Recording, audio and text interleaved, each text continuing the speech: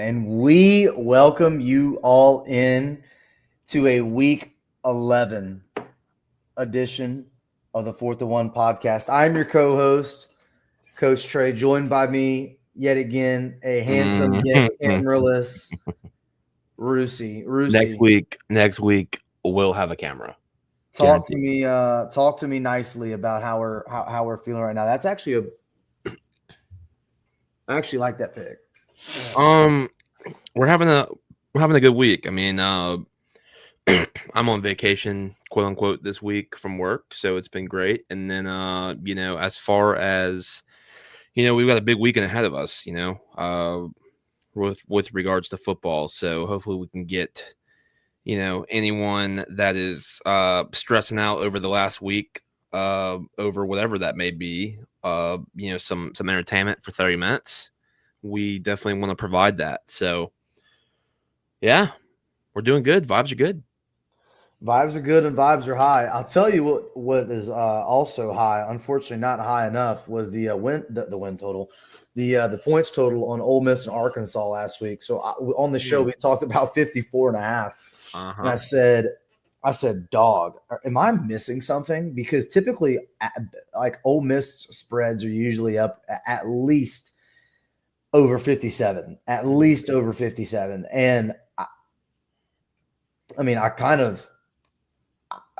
the show, I kind of said something to the effect of, why do you think it's that low? Is there something? And I just asked it before we went live here. It's like, is there an injury that I don't know about? Dude, Ole Miss put belt to ass on Arkansas. Yeah. And just scrolling over last week, they won hefty, 63-31. Other games that stood out, let's just go over, Oregon made a statement in the Big House. And, I don't think it's a statement personally, but I think they're claiming it as one, with a 38-17. Fumingly bad for you. Yeah. I wasn't very appreciative of it. Obviously hindsight's 2020. If that happens the other way around, if I'm on the other side of that, I'm like, hell yeah. So it is what it is. I'm over it. Was fried at the time. Georgia struggling against Florida for the majority of that game was interesting.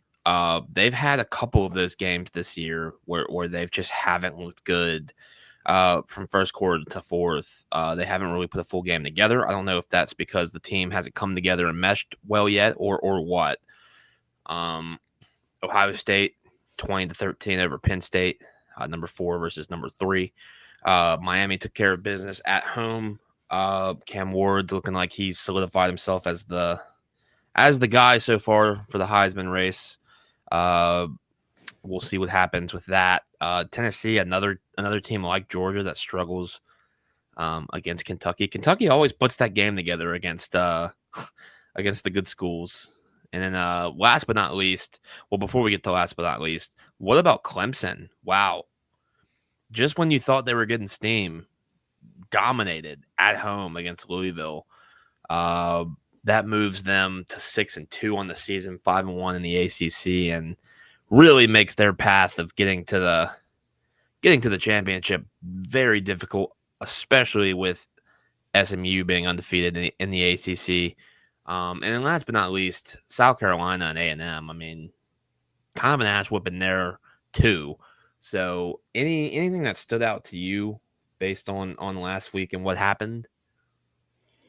I mean, man, the biggest one for me was South Carolina also putting belt to ass on Texas A&M. I mean, we talked about that game a good bit, and truthfully, I kind of alluded to this on the show, and I'm not going to say that it was like an outright call, because I really didn't expect it to look like that. But I did say that it was a really bad spot for A&M. It was the obvious emotional letdown, and when you're not talking about the Sunday game, you do have to take into account that these are kids. These are college athletes.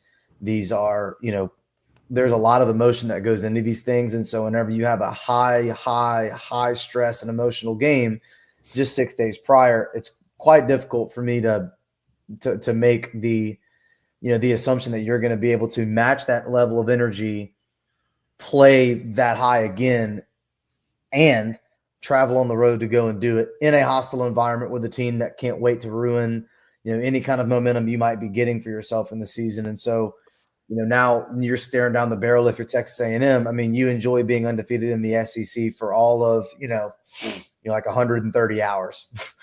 so, Mhm. so now you are back. Unfortunately for them, you are back where you, in essence, started, in that when you were down to LSU in that game at halftime, it felt like we can drop this, but if we drop two, it's going to get really difficult for us because we already lost the one earlier in the year to Notre Dame. So you're now in the same, position as really a game that we're going to finish off tonight here talking about with LSU and Bama, and that you've got two losses. This is it. There's no more. And Mhm. so now that Texas game all of a sudden becomes super, super important, but it is at College Station. And I said weeks ago, I wasn't entirely confident that I wasn't going to pick Texas A&M in that game weeks before we even saw what they had to do against LSU. So I'm not saying that I'm ready to make that pick, but I've liked them at home against Texas all year. Something about that game felt like even if Texas A&M was a 4-loss team at that point, or a 1-loss team at that point, that they were going to be able to play with them and hang with them. And Texas no longer looks like the team that's going to road grade everybody. And so I'm going a bit long-winded here, but I think there's a lot at play with a team like A&M, in that you kind of saw them come back from what was in essence the hardest part of their year, other than an obvious outright loss to Notre Dame. But like, you had your back against the wall. Your backup quarterback, who I don't know why he's the backup, comes off the bench and delivers you to the promised land in a cataclysmic, apocalyptic collapse by the defensive coordinating staff of LSU and their quarterback. So I'm not really saying that this is an indictment on A&M season as a whole, but good teams win in games like that. The difference is that South Carolina had everything to play for, and dude, this just in: South Carolina's good. They're not Mhm. they're not bad. And a couple of different games and a couple of different plays here or there, and South Carolina could easily be in the hunt right now for, a lot. And unfortunately, I can say that about Vanderbilt as well. Like, a couple of different plays go here and there, and all of a sudden now Vanderbilt is a 1-loss team right now, and they're ranked. So now all of a sudden that game in Baton Rouge in 2 weeks is, a ranked matchup between LSU and Vanderbilt. Did you ever think you'd say that?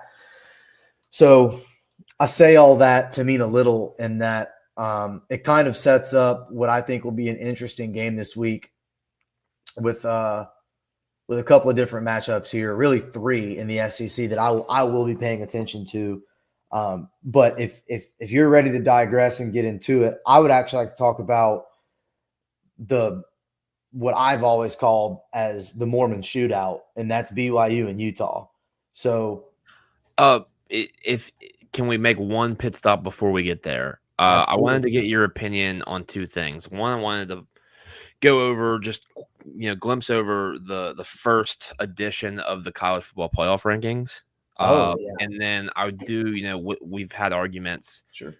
uh in the past. I feel like every week when we get this, I kind of want to do a little All right. session of if the playoffs had ended, or if the playoffs had started Mm-hmm. this week, how would the bracket look and where would you want to be? So I kind of want to do that real quick if you don't You mind. want to do top to bottom or bottom to top? And by So top to let's bottom, I mean basically you want to go like first to outside looking in teams with possibility, because we're obviously so not let's going to just go start with from the 3-loss, right? yeah, I mean, let's start with Okay. the bracket. Okay. The how the bracket looks is going to be a little bit different than how the rankings are, just because the top 4 seeds are the conference winners, right? So in Mhm. this scenario, I want to get your opinion on what team would you rather be here, right? Just based on how everything's outlined. So let's start in the top left side of the bracket.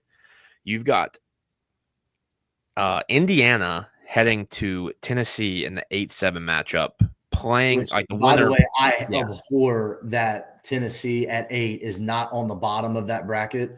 Like, the home team goes on the bottom. Please stop. But go ahead. um, so Indiana plays Tennessee at Tennessee, with the winner playing Oregon. Um, in this case, if we're looking at this right, I think Oregon's in a great spot, number one here in this scenario, right? Can we agree on that? I mean, I feel like Indiana and Tennessee are two teams that are playing above their means this year. But I feel like both have not played tough games. Obviously, Tennessee had beat Alabama. Indiana really hasn't played anyone in the Big Ten, any one of the big schools. I feel like just off the glimpse here, I don't know who wins that first game. I'd probably go Tennessee at home and then Oregon demolishing Tennessee. Thoughts? Is it fair to say first and foremost that Kirk Cignetti absolutely is doing a fantastic job at Indiana? Can we agree on Fantastic. that? Okay, all right. Fantastic. So, Not shitting on them either. It is fair to pick on their schedule this year. so if you look at their wins, and I'm going to try to do this quickly. Shout out Sugarfoot there in the living room. She's actually working on her homework right now, and I promised her frozen yogurt if she let me do the show without any interruptions. We're fed and ready for some froyo. She may even come in here for a pick or two if I can convince her to do it, but we'll see. So let's take a look real quick. Obviously on the road at UCLA, kind of lost its luster. It was a dominating win. Charlotte at the crib, Maryland at the crib. You gave up 28 to a not great Maryland team, but that same Maryland team did beat USC. But at the same point, USC has like literally water boys on the defensive line at this point because everyone's quit. So how does that win look? Win at Northwestern, win at home against Nebraska. That Nebraska team has now lost 4 straight since then. How does that game look? Washington was a good win. However, how does that look now with Washington being a 500 football team halfway through the year? And then obviously, so if you're asking me if Tennessee's as good as we thought they were, the answer is no. But are they good enough to beat Indiana in a home game at Neyland? I would take Tennessee in that game. Okay. And then if you were to tell me that they had to go on the road to Oregon, I think Oregon, that's a neutral site game at that point. Where would the neutral be though? Have they decided? Idea. I don't. Okay, I have not seen that. Depending on where that game would be, I promise you would make a variation on what the spread would be. But on a neutral site, I would imagine that Oregon and Tennessee would be, you think maybe like 3.5 or 4? 3.5? 7? Absolutely not. Yeah, at 7? least 7 or 8. 7? Okay. I mean, dude, but what if Tennessee is still only just like a 1 loss at that point in time, Russo? Like, I mean, we're just going off today. We're not looking hindsight. Okay. So today Vegas is going to take their loss that just happened not that long ago to a not great Arkansas team. So then that is going to be more like I'd say probably a 7.5 or an 8. All right, so we can agree Tennessee wins and then probably loses to Oregon, correct? Like more than likely. Okay, so that's that path. Then when you have on the bottom left, which is on the same side as Oregon, number 12 Boise taking on number 5 Ohio State, with the winner of that game playing BYU.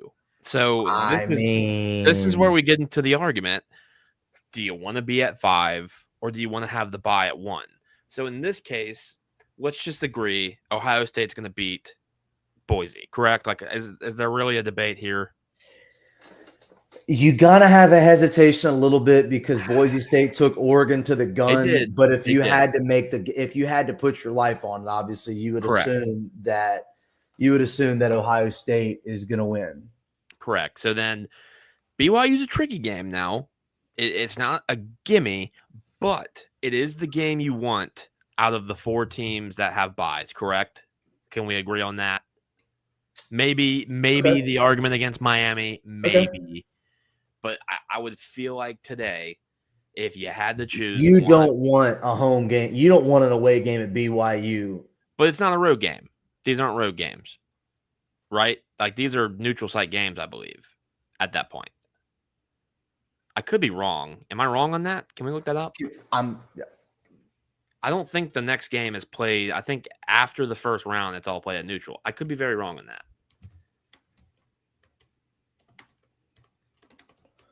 Let's figure this out. Okay. 12 teams make the playoff. 1 through 4 get a bye. 5 through 8 host 9 through 12. Winners of those games play 1 through 4 at neutral sites. Okay. Okay. And other okay. So Okay, that changes. so then you have Ohio State playing BYU on a neutral site. Once again, That makes my decision a little bit different with that game. different Yeah. Okay. and Yeah. Ohio State would win. They play correct. BYU.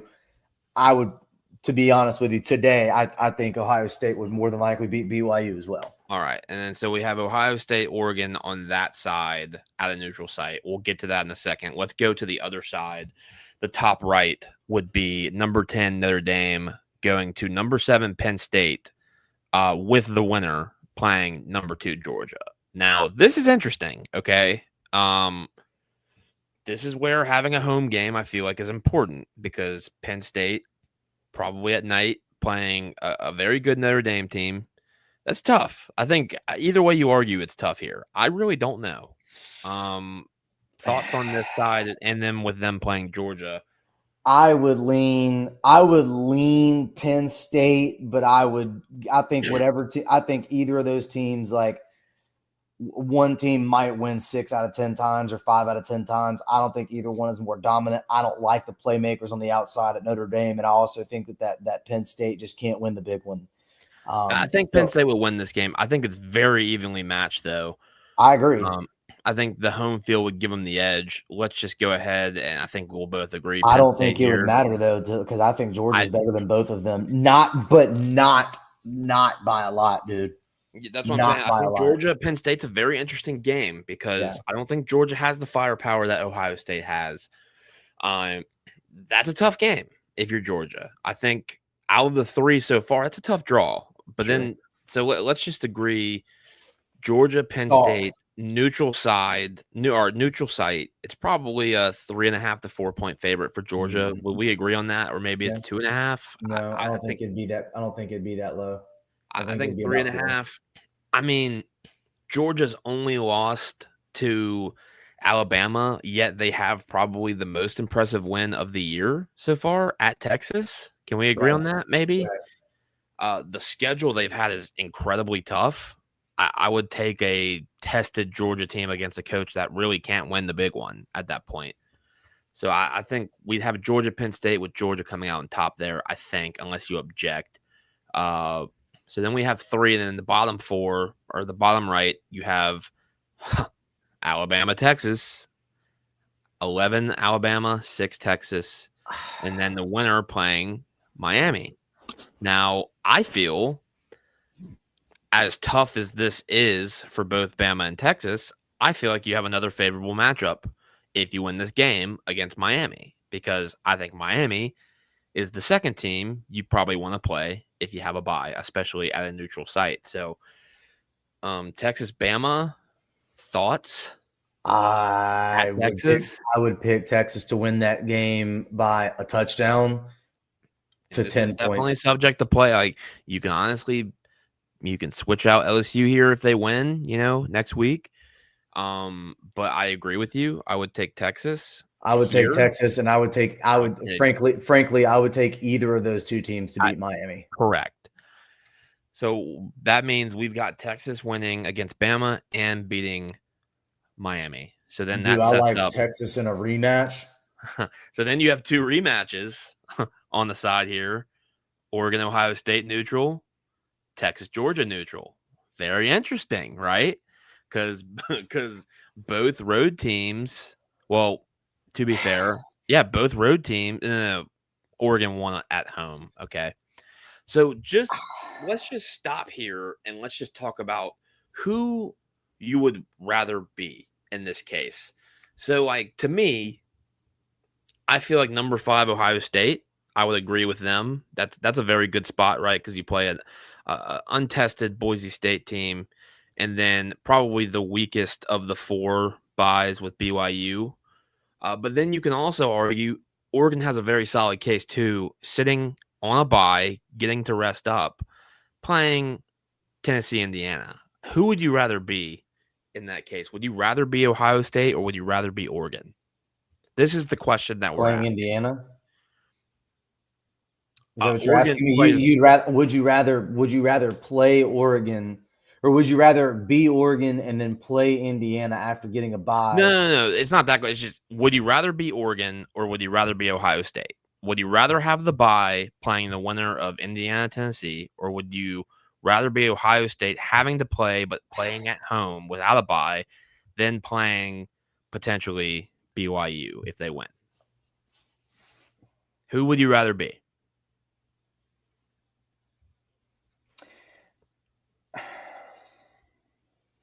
I think So it's an easy choice. I think it's a very easy choice. I think you you would want to be you would Oregon. rather you'd rather have the game off, right? Give me the week off. Yeah. Now, the other side, if I'm on the 2-3 side with Georgia, Miami, really, I don't want to beat anyone here except for 11 or 6 and honestly 6 probably being Texas, but even you have to play Bama. So like really you don't want to be anyone on that side, right? Cuz it's kind of tough.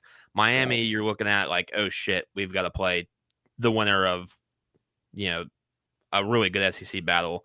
Georgia, it's like, oh shit, we don't get an easy match like, you know, Tennessee or Indiana. Not saying it's comparable, just I don't know.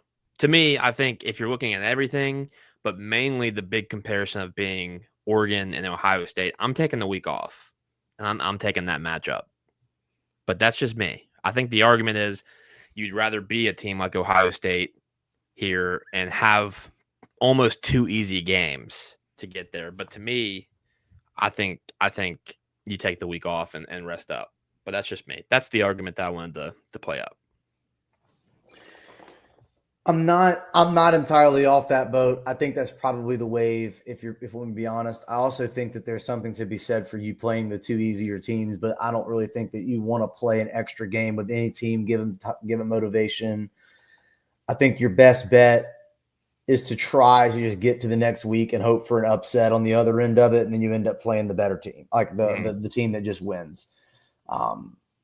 Worst comes to worst, you get the week off, an upset happens, and now you play a letdown spot to the team that just had a crazy upset.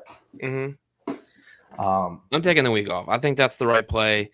I think I'm okay with the argument on the other side too, but I feel like BYU also in itself is a trickier game than people let off compared to you just get probably a tricky game and with the week off beforehand. So I mean, to me, I think it's easy, but I think it'll continue to change and evolve every week when we have new scenarios, right? Because there's a lot of football left this season. So I just wanted to bring that up, and we'll get on to your game now. With BYU, one of those teams, and Utah, like you wanted to start with. So what's on Yeah, your mind regarding that game? I want to know what Vegas has in its head with BYU at a 3-point favorite on the road at Utah, who's a 500 team, and the over under is at 40.5, which tells me that you think that this is going to be like a 3 or 4. Like, this means you tell me you don't think there's going to be more than like say 4 or so touchdowns scored, and you also don't think that it's going to be a blowout either way. So I'm curious to know why this isn't closer to like a touchdown. A 3-point swing feels very fishy to me, and it makes me feel like they know something that we don't. So I don't know what the previous history is between them. I looked that up real quick. I mean, I feel like, and I briefly alluded to it. So let's just talk this: a 3-4 UCF team again at home against BYU. What do you think the pregame spread on that game was? Say it one more time. So BYU on the road against UCF, who at the time was, I believe, 3-5, Oh, maybe 3-4, field goal. 4. BYU. Okay, it was a field goal for UCF. So I feel like that's an even more questionable spot where you're arguing what do they know and not know. And BYU goes on the road and dominates that game, wins 34 or 37-24. So like I feel like I can at least use that as an argument as to WTF, what do they not like, what are they saying that we don't? I just maybe they're just not picking up on BYU this year.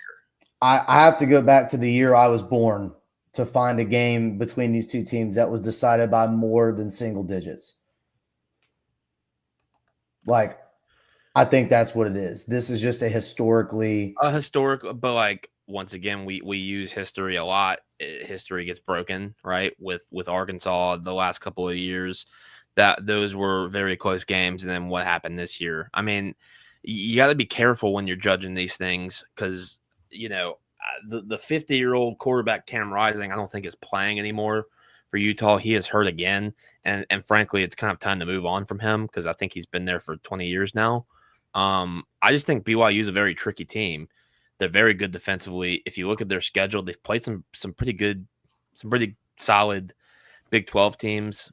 Played some close games, but also blew some teams out. So to me, Oregon's coming on a four loss streak here. Two of those games were on the road. They finally get a game at home. I don't see. I'm with you. I don't see how this is not a BYU hammer spot here. Especially with BYU getting some rest. Both of these teams are getting some rest, but I mean, I feel like there's just some turmoil in Utah. Historically, it's a close game. However, I mean, they expected a defensive showdown. By the looks of it, the total's 40.5. But I mean, if you look at BYU, they put some points up. Like now, maybe Utah's defense is one of the better teams in the Big 12, but I'm with you. I'm not going to buy into it. I think you take the -3 and then you run with it. If not, from a betting perspective, -145 feels like a very good spot. And it'll be a fun spot because it's 9:15. You'll probably be on a let off from the Bama LSU game and come watch that and maybe make some money on it. But I don't see how you can't bet BYU there. But you could be like you and be like, what are we missing here? But I don't. To me, I don't know. one word answer: who's the most likely non-SEC team to take home the national championship? Ohio State. Okay. That's 2 words. But moving on.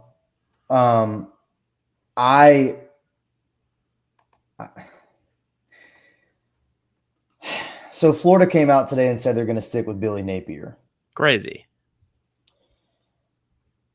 I think it's because I've been defending Florida because I think they've had a very solid year given everything. It's because of the injuries, dude. As soon as DJ Lagway goes down, they say he's going to give it a go to try to play. I don't see how he can finish the game.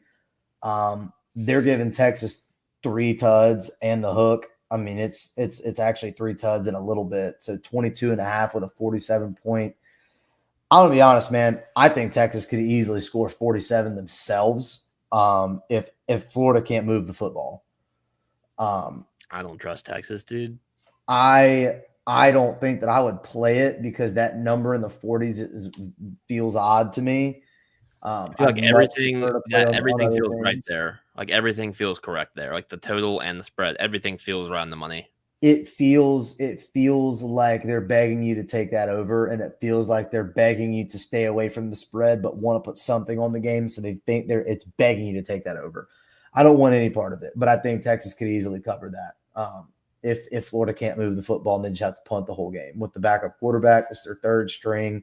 That's why Billy's getting the benefit of the doubt. It's crazy, but it is what it is. I mean, is it though, dude? It's not Auburn. It's not Auburn. I mean, Auburn fired their coach. Do you think they wish they had Malzone back? There was a coach in between there. Exactly, because they didn't because Malzone was a good coach. What do you think they're thinking about Hugh Freeze right now? I mean, let's just call it what it is. I mean, overrated. Who would you rather, Hugh or Malzone?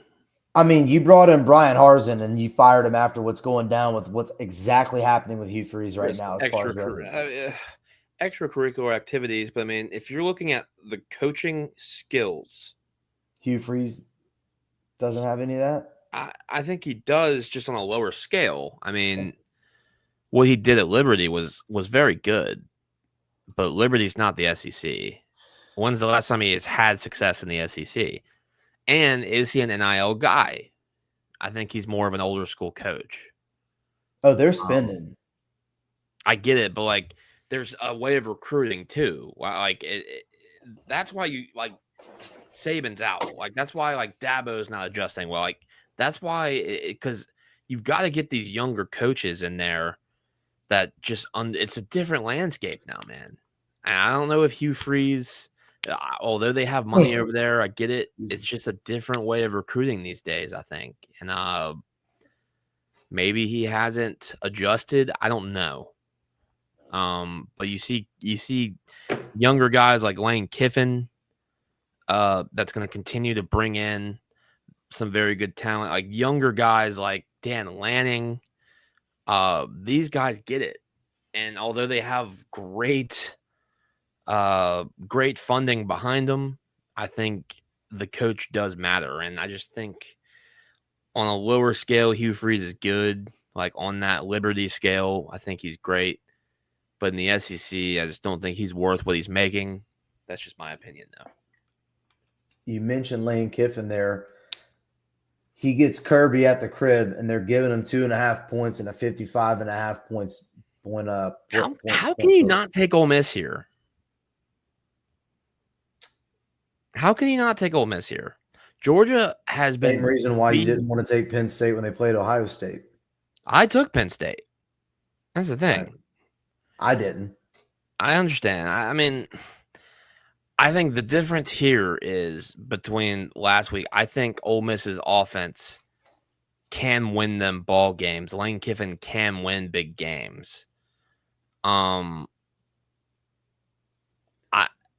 think this, and Georgia's just played so many good teams this year, dude. I just don't see how you can't take Ole Miss at the crib here. It's a must win for them. And I just don't see how Georgia's offense keeps up with them. That's just me. You can't go in and throw buku picks and get down like you did against Alabama. Or against Florida, dude. I mean, the dude had 3 picks. Like, is Carson Beck the guy? 17 picks, 11 interceptions this year. You're now asking me to feel better about picking Georgia if I were to pick, because you're now trying to tell me that you think a Kirby Smart football team is going to be bad 2 weeks in a row. I mean, I just don't think they have the offense. Ole Miss's defense is not as bad as they historically are. Held LSU to 29 points in the overtime game. Held South Carolina to 3 points, although they gave up a lot against Arkansas. That game was more or less over in the first half. Their defense has played very good this year, and their offense, in my opinion, is better than Georgia's this year. And you get home field. I don't see a path forward for Georgia. I just don't. Carson Beck has not given that to me all year. What if I told you Trey Harris isn't playing? Didn't need him. I don't think they need him. Final answer? Ole Miss. Cover or outright? Both. 55.5? I don't know, man. I can see this being a dogfight. Gun in my head, I'd probably go under. I just don't see. Carson Beck hasn't given it to me. Can he prove me wrong? Of course. But I mean, just with the amount of tough games they've played this year, I don't trust him based on his numbers. I'll take Jackson Dart, who's only given the ball up 3 times through the air. They have a great run game, including himself. And even without Trey Harris, who is he confirmed out? I believe he is. Yep. Even without Trey Harris, to me, I'm taking Ole Miss to win this game. They have to. Must win. Must win. Must win for Georgia, too, if we're being frank, but they can probably wiggle themselves into they got a lot of good tiebreakers going for them, with Texas, in case something crazy happens. I mean, dude, they got to go play Tennessee next week, too. I mean, I give them their flowers, man. They've played a very tough schedule. Number 4, Bama. Number 14, Clemson.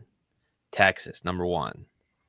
Ole Miss, overrated at 16, but very tough matchup in Tennessee. I mean, that's tough, but it's the nature of the SEC. So, give me Ole Miss, dude. I'm not ready to pick that game yet. I will be by tomorrow, but let's get into it, dude. Let's close the show. Let's be real here.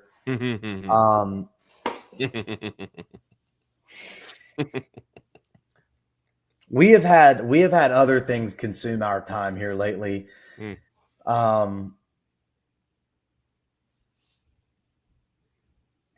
I go on record and say that I've been right about every LSU game since? Hold on, let me confirm. Since Ole Miss, so I'm 3-0 in the last 3 games. Very big game. I don't know how to feel about 58.5. I want no part of that. No Storm anymore. No Storm anymore. Storm has moved west. It's 2.5. Start us off. Bama comes to the crib. College game day is going to be here. What LSU are you going to get? Lead us off and lead us into the promised land. Let's wrap it. So let's just start here. When's the last time LSU has lost a home game at night under Brian Kelly? The answer is never, because you're not going to find it. Can you see my hand? Oh, I wasn't looking. Yeah, okay. So 0. I don't get the spread here. I really don't. I think it's crazy. To me, I don't get it. What to me, LSU is their own worst enemy. When they're playing just remotely above average without punching themselves in the face, they can still win any game. With an unshakable dream to Anyways, I just don't know how had an unknown tab open there. It seems like, but okay. LSU wins this football game. LSU, I think, cleans up the mistakes they made from A&M. All right. I think, unlike the undisciplined, unprepared nature of football they played against A&M at Tiger Stadium against Milrose, someone you've played for the last 2 years with a new coach, no Saban aura, a freaking live Tiger coming into the stadium.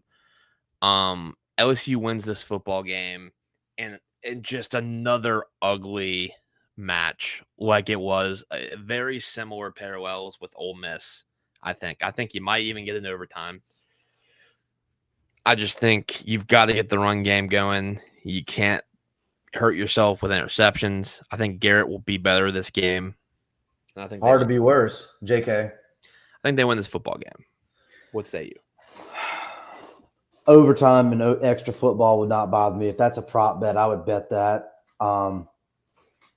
Not really ready to decide. I'm gonna be honest. I'm less optimistic than you are, only because I saw you have flaws, but still have a good first half against a team that you were better than, and a horrible second half against a team you were better than. If you tell me that LSU comes out and limits the mistakes, I mean, you got Garrett Dellinger, your starting left guard is down, but you're probably going to get CJ Daniels back. If you tell me that Garrett's healthy and Garrett's right and Garrett's not going to throw the ball up for for 3 picks inside the 40. I mean, it's hard not to feel better if you're an LSU fan. This is an elimination game. This is a playoff driver's seat game. Winner has a clear path to continue on what they want to do with just, a few games left. I'm not really sure how I feel about this total. This total is literally freaking bizarre to me. I think that if LSU wants to win this football game, they're going to have to figure out a way to contain Jalen Milroe. I'm not necessarily sure that you can contain Jalen Milroe. I think if you're going to spy him, you're going to spy him with Whit Weeks. But unfortunately, I think that Jalen Milroe is, 0.3 of 100 on a 40 time faster than Whit Weeks. I'm not saying something. I literally think that he will need to take some great angles to keep up with Jalen. And I think Jalen's going to have to hit him deep at some point. Like, you can't just run the entire game just because he's going to have to get tired at some point. I think he's going to have to run to open up deep. I think Ryan is at some point going to have to catch a ball deep in order for them to win this football game. And I wouldn't be shocked if he told me that it ended up, being a barn burner. I don't feel great, but I don't feel bad. I don't feel as confident as you do. And we'll have a pick on this game probably by Saturday morning. I don't know if it's going to make its way into my parlay or not. The total might, like an adjusted total may. I think this is just a coin flip for me, man. I need to see LSU be more consistent for 4 quarters. I haven't seen it yet this year against good competition. And if they're going to continue to have the woes of A&M, then I don't like their chances against, a lot of, high prowess offensive teams. But I do like the fact that they're getting a bye week to prepare for it. And I think that BK's had enough of the BS. So I'll be there. I will more than likely not be underserved, if you know what I mean. And there's a lot of people that are going to be in town for this football game. I'm going to be super, super excited. You're going to have a very, very raucous bunch of Cajuns in the football stadium, and I can't wait to see what's going to happen. Can't wait to see what's going to happen. And obviously tune into our Twitter and our X for those final plays. I actually did pretty damn well the last couple weeks. Definitely making more money than I'm losing. So. All right, guys. Nothing more to say. Tune into the Twitter. Tune into your TVs for a great weekend of college football, and we will see you back next week.